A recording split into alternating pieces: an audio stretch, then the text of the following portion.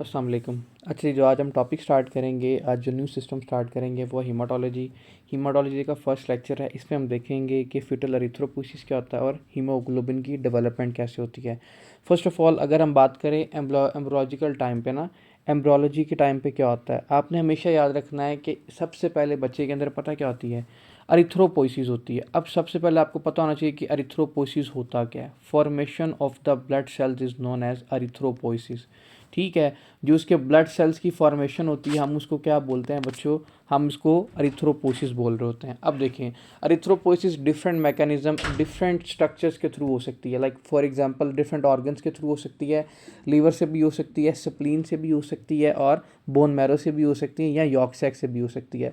आपने कई दफ़ा सुना होगा कि ये जो हमारे नीम हकीम होते हैं ये कहते हैं कि जो खून बनता है वो जिगर से बनता है। कुछ हद तक उनकी जो बात है अगर हम उनको डिनाई ना करें, हम ये कह सकते हैं कि जो खून है जब वो लीवर से बनता है वो छठे वीक से स्टार्ट हो जाता है बनने ड्यूरिंग फीटल लाइफ। जब बच्चा अपने माँ के पेट में होता है तो छठे हफ्ते में उसका खून बनना शुरू हो जाता है, किससे, लीवर से। ठीक है, लेकिन आफ्टर द बर्थ जो उसका खून बनता है, ब्लड बनता है, वो किधर से बनता है, उसकी बोन मैरो से बनता है। लेकिन जो नीम हकीम होते हैं वो क्या कहते हैं जी, जो उसका ब्लड है वो स्टिल किधर से बन रहा है, अभी भी वो लीवर से बन रहा है। लेकिन ऐसा कुछ भी नहीं है, जो आपका ब्लड होता है वो किधर से बनता है, बोन मैरो से बनता है। चलो छोड़ो इस बात को, अब वापस आ जाओ टॉपिक की तरफ। अच्छा, मैं आपको यहाँ पे ये बता रहा था कि जो आपकी आरबीसीज की जो ब्लड सेल्स की फॉर्मेशन होती है ड्यूरिंग फीटल लाइफ, अगर तो बच्चा अभी यॉर्क सैक में है, ठीक है, यॉर्क सैक की स्टेज में है, तो उसके 3 से लेके 8 वीक तक फॉर्मेशन ऑफ ब्लड सेल्स होगी, किधर से, यॉर्क सैक से।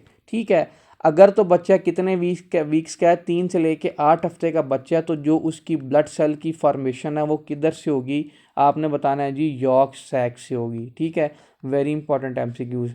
अगर तो बच्चों अगर आपके पास क्वेश्चन आए 6 वीक तक बच्चा है, ठीक है, 6 वीक का बच्चा है, इसकी फॉर्मेशन ऑफ ब्लड सेल किधर से होगी आपसे पूछा जाए, तो आपने बताना जो इसकी फॉर्मेशन है वो किधर से होगी, लीवर से होगी। ठीक है, अगर पूछा जाए बच्चे की जो वो है फीटल एज है वो 10 से लेके 28 वीक के दरमियान है, ठीक है, तो फिर उसकी जो इसकी ब्लड सेल्स की प्रोडक्शन है वो किधर से होगी, तो आपने बताना है जी इसकी ब्लड सेल की प्रोडक्शन फिर स्प्लीन से होगी। ठीक है, क्या बात मैंने आपको यहाँ पे पहले बताई, सबसे पहले मैंने आपको बताया कि अगर बच्चे की फीटल एज है 3 से लेके 8 वीक के दरमियान, इन शॉर्ट कहने का मतलब ये है कि फर्स्ट ट्राइमेस्टर के अंदर, ठीक है, पहले ट्राइमेस्टर के अंदर अगर आपसे पूछा जाए जो ब्लड सेल की फॉर्मेशन है वो किधर से होती है, तो आपने बताना है जी यॉर्क सैक से होती है। ठीक है, अगर आपसे पूछा जाए 6 वीक से लेके टिल बर्थ तक आपकी किस ऑर्गन से प्रोडक्शन होती है ब्लड सेल्स की, तो आपने बताना है लीवर से प्लस स्प्लीन, दोनों मिलके प्रोडक्शन कर रहे होते हैं। ठीक है, क्योंकि आपको पता है टिल बर्थ तक जा रहा है कि आपका लीवर जा रहा है और 28 वीक्स तक ये जा रहा है। तो इन शॉर्ट मतलब लीवर और स्प्लीन क्या करती है, आपकी बर्थ तक लेके जाती है, किसकी, ब्लड सेल की प्रोडक्शन को लेके जाती है। ठीक है, अब देखें, हम ये भी तो कह सकते हैं कि साथ इसके बोन मैरो से प्रोडक्शन हो रही, क्यों, क्योंकि बोन मैरो आपके 18वें हफ्ते से स्टार्ट कर देता है। जो आपकी फीटल लाइफ होती है ना, 18 वीक्स टू अडल्ट लाइफ, मतलब अब उसकी डिलीवरी के बाद भी, बच्चा डिलीवर हुआ उसके बाद जो उसकी प्रोडक्शन होगी वो किधर से होगी, अब बोन मैरो से होगी उसकी। ठीक है, वेरी इंपॉर्टेंट एमसीक्यूज जो इसमें बात याद रखने वाली है कि जो हमारी आरबीसीज की ब्लड सेल की प्रोडक्शन है, बाकी ब्लड सेल्स की, वो आपकी बोन मैरो से होती है आफ्टर द बर्थ। कहने का मतलब यहाँ पे यही था। ठीक है, बस इतनी सी बातें हैं, इसमें कोई इंपॉर्टेंट नहीं है। इसमें जो मेन इंपॉर्टेंट बात है वो एक है यॉर्क सैक की रखने वाली याद, दूसरी आपको पता होनी चाहिए कि लीवर कब स्टार्ट करता है, छठे हफ्ते पे स्टार्ट करता है। फिर आपको तीसरी बात पता होनी चाहिए कि स्प्लीन कब करता है, आपने बताना 10 वीक से स्टार्ट कर देता है। और बोन मैरो टिल लाइफ आपकी क्या करता है, प्रोडक्शन करता है, किसकी, ब्लड सेल की। It's more than enough. ठीक है, यहाँ तक किसी को कोई बात समझ में नहीं आई तो बेशक पूछ सकता है। आगे आ जाओ, हीमोग्लोबिन कैसे बनती है। अच्छा, अब हीमोग्लोबिन का सबसे पहले हमें फंक्शन पता होना चाहिए कि हीमोग्लोबिन का फंक्शन क्या है बच्चों। ठीक है, हीमोग्लोबिन करती क्या है, आपने बताना है कि ये क्या करता है जी, ये ऑक्सीजन को कैरी करती है ताकि क्या क्या करे, ऑक्सीजन आगे जाके दे किसको, टिश्यू को, और टिश्यू क्या कर सके, यूटिलाइज कर सके। ठीक है, इन शॉर्ट अगर किसी के अंदर ऑक्सीजन की डेफिशिएंसी है तो हीमोग्लोबिन उसको सही से कैरी नहीं कर सकेगी, जिसको आप क्या बोलते हो, हाइपॉक्सिया बोलते हो। ठीक है, अगर टिश्यू को ऑक्सीजन ना मिले तो उसको क्या बोलते हैं, हाइपॉक्सिया। एक टर्म होती है हमारे पास हाइपोक्सीमिया। ठीक है, अब हाइपोक्सीमिया क्या होता है, हाइपोक्सीमिया का मतलब ये होता है कि आपके ब्लड के अंदर ऑक्सीजन कम है। ठीक है, अब ब्लड के अंदर ऑक्सीजन ही कम है तो मुझे ये बताओ हीमोग्लोबिन को उसके चार मॉलिक्यूल्स होते हैं ऐसे जिसने सैचुरेट होना होता है। अब चार उसके कम्प्लीटली सैचुरेट हो नहीं रहे। जब उसके चार कम्प्लीटली सैचुरेट हो नहीं रहे तो मुझे ये बताओ कि जो उसको ऑक्सीजन है क्या वो उसको 100% जाके टिश्यू को मिल सकती है, नहीं मिल सकती। तो क्या इस पेशेंट के अंदर हाइपॉक्सिया हो सकता है अगर किसी के अंदर ऑक्सीजन ही कम है या उसको टिश्यू को कम मिल रही है, जिसको आप हाइपॉक्सिया बोलते हो। और अगर ब्लड में कम है उसको क्या बोलते हैं, हाइपोक्सीमिया बोलते हैं। अच्छा, आगे आ जाओ अब हीमोग्लोबिन की टाइप्स की तरफ। कितने टाइप्स की होती है, एक हमारे पास होती है जी फीटल हीमोग्लोबिन। ठीक है, एक हमारे पास होती है कौन सी, एडल्ट हीमोग्लोबिन। और एक हमारे पास कौन सी होती है जी, HbA2 वाली होती है। ठीक है, ये लीस्ट इंपॉर्टेंट है, ये है ना लीस्ट इंपॉर्टेंट, जो HbA2 वाली है। इनकी परसेंटेज बता देता हूँ कितने परसेंट पे क्या चीज़ होती है ताकि ये आपको याद रहे। ठीक है, एक टेबल बना के बता देता हूँ। हमारे पास जो अडल्ट लाइफ में, अगर आपसे पूछा जाए अडल्ट लाइफ में मोस्ट कॉमन हीमोग्लोबिन का लेवल किसका ज़्यादा होता है, तो आपने बताना है हीमोग्लोबिन ए का लेवल ज़्यादा होता है किस में, अडल्ट लाइफ में। ठीक है, इसके पास दो चेन्स होती हैं, एक इसके पास होती है अल्फ़ा 2 चेन, एक इसके पास होती है बीटा 2 चेन। ठीक है, अगर आपसे पूछा जाए कि इसकी कंपोजिशन जो है वो फीटल लाइफ पे कितनी है, ठीक है, कंपोजिशन इन फीटल लाइफ कितनी है किसकी, A2 की, तो आपने बताना है ये कितने परसेंट होती है, ये 10% होती है आपके। ठीक है, ये मैं आपको नीचे टेबल बना के दिखा देता हूँ यहाँ पे ताकि आपको ये याद रहे। ठीक है, एक हमारे पास होती है हीमोग्लोबिन ए, एक हमारे पास होती है हीमोग्लोबिन A2 होती है, एक मैंने आपको बताया कौन सी होती है हमारे पास, हीमोग्लोबिन F होती है। ठीक है, फीटल हीमोग्लोबिन। अगर आपसे पूछा जाए इसकी कितनी ग्लोबिन्स की चेन होती है, आपने बताना एक होती है अल्फ़ा 2, एक होती है हमारे पास बीटा 2। अगर आपसे इससे पूछा जाए तो आपने इसकी भी बताना है इसकी कितनी होती है, एक होती है हमारे पास अल्फ़ा 2, एक हमारे पास क्या होती है, डेल्टा 2 होती है। ठीक है, इसकी चेन। अगर आपसे पूछा जाए कि इसकी ग्लोबिन चेन कितनी होती है, क्या मैंने यहाँ पर वर्ड लिखा, ग्लोबिन चेन है ये। ठीक है, ग्लोबिन चेन इसकी अगर आपसे पूछा जाए।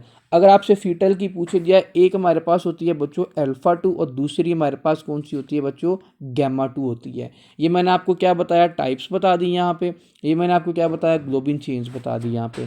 अब तीसरा पॉइंट यहाँ पे है इनकी कंपोजिशन कितनी कितनी होती है। ठीक है, कंपोजिशन से मुराद क्या है कि कितने परसेंट, अगर फॉर एग्जांपल किसी पेशेंट के अंदर HbA है, उसकी फीटल लाइफ है तो उसमें कितनी HbA होगी। ठीक है, मैं अभी यहाँ पे लिखता हूँ आपको समझ आ जाएगी। कंपोजिशन इन फीटल लाइफ, और यहाँ पे क्या लिखूँगा, एडल्ट लाइफ में उसकी कितनी कंपोजिशन होती है। ठीक है, ये बातें ही लिखी है मैंने यहाँ पे। जो हमारे पास हीमोग्लोबिन ए होती है हमारे अडल्ट में 97% क्या होती है आपकी, हीमोग्लोबिन ए होती है, मतलब कि अल्फ़ा 2 और बीटा 2 चेंज होती हैं। कितने परसेंट मैंने आपको बताया, 97% आपके पास क्या होती है, अल्फ़ा 2 और बीटा 2 होती है।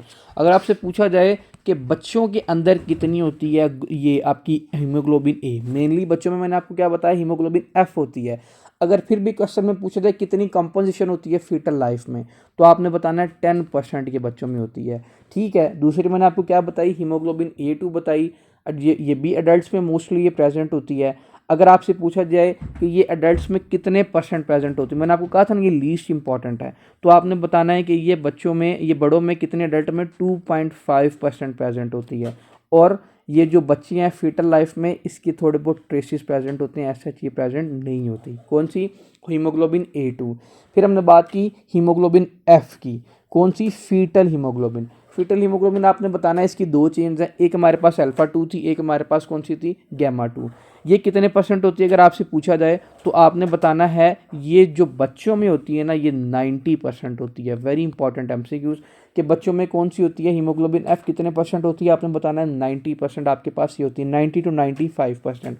और अडल्ट लाइफ में कितनी आपकी होती है हीमोग्लोबिन एफ, आपने बताना है 0.5%।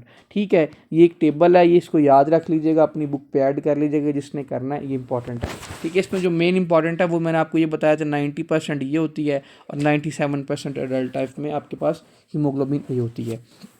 अच्छा, अब यहाँ पे क्वेश्चन आता है कि ये जो 2,3-BPG है ये क्या है। ठीक है, 2,3-बिस फॉस्फोग्लाइसरेट ये क्या है, आपने बताना है कि जो हमारे पास 2,3-BPG है ना, इसकी क्वांटिटी क्या होती है, इसकी इतनी ऐसी स्पेसिफिक क्वांटिटी नहीं होती किसके साथ अटैच होने की, हीमोग्लोबिन एफ के साथ अटैच होने की।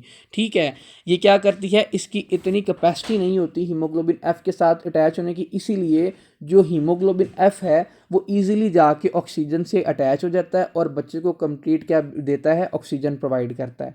ठीक है, इसकी इतनी एफिनिटी नहीं होती हीमोग्लोबिन एफ की किसके साथ अटैच होने की, 2,3-BPG के साथ होने की। ठीक है, इसीलिए वो क्या करती है, ज़्यादा से ज़्यादा जाके ऑक्सीजन के साथ अटैच होती है और मैटरनल हीमोग्लोबिन से भी वो क्या ले रही होती है, ऑक्सीजन ले रही होती है, ताकि वो बच्चे को कंप्लीटली क्या मिल सके, ऑक्सीजन मिल सके, जो आपकी ऑक्सीजन है वो प्लेसेंटा को ईजिली क्रॉस कर सके। This is known as HbF, जिसको आप बोलते हो कि किसके साथ ज़्यादा उसकी एफिनिटी होती है, 2,3-BPG के साथ होती है कि ऑक्सीजन के साथ। क्वेश्चन ऐसे आता है, आपने बताना है जी ऑक्सीजन के साथ उसकी हायर एफिनिटी होती है कंबाइन होने की एज़ कम्पेयर टू 2,3-BPG के साथ। ठीक है, और ये क्या करती है, ये प्लेसेंटा को क्रॉस कर देती है ताकि बच्चों को कंप्लीट ऑक्सीजन ईजिली मिल सके। जो हमारे पास क्या होती है, हीमोग्लोबिन A2 होती है, अल्फ़ा 2 और जो मैंने आपको बताया डेल्टा 2, ये भी प्रेजेंट होती है लेकिन स्मॉल अमाउंट में प्रेजेंट होती है। सारी बातें बच्चे यहाँ पे वही लिखी हुई हैं, कोई नई बात नहीं है। ये बेशक अगर किसी ने ग्राफ ऐड करना है तो इसके अंदर कर ले। ठीक है, यहाँ तक अगर कोई बात किसी को नहीं समझ में आई तो फिर भी मेरे से पूछ ले। आगे स्टार्ट करते हैं किसको, जो नेक्स्ट टॉपिक है वो मैं नेक्स्ट वीडियो में स्टार्ट करता हूँ, ABO classification, very important topics. ठीक है, ये जो अब मैंने आपको यहाँ पे बताया, ये एरिथ्रोब्लास्टिस फैटालिस क्या होता है, ABO हीमोलिटिक डिजीजेस क्या होती हैं, फिर उसके बाद हम पढ़ेंगे हीमेटोपोइसिस क्या होता है, ये सारी चीज़ें। पहले हम स्टार्ट कर लेते हैं हीमेटोपोइसिस, उसके बाद ये सारी चीज़ें स्टार्ट करेंगे, क्योंकि जब आपको पता चलेगा हीमेटोपोइसिस क्या होती है, बोन मैरो से कैसे प्रोडक्शन कौन से सेल करते हैं, तो ज़्यादा अच्छी समझ आ जाएगी आपको। ठीक है, यहाँ तक किसी का कोई भी क्वेश्चन हुआ तो पूछ लें, वरना फिर हम आगे नेक्स्ट वीडियो में कंटिन्यू करते हैं।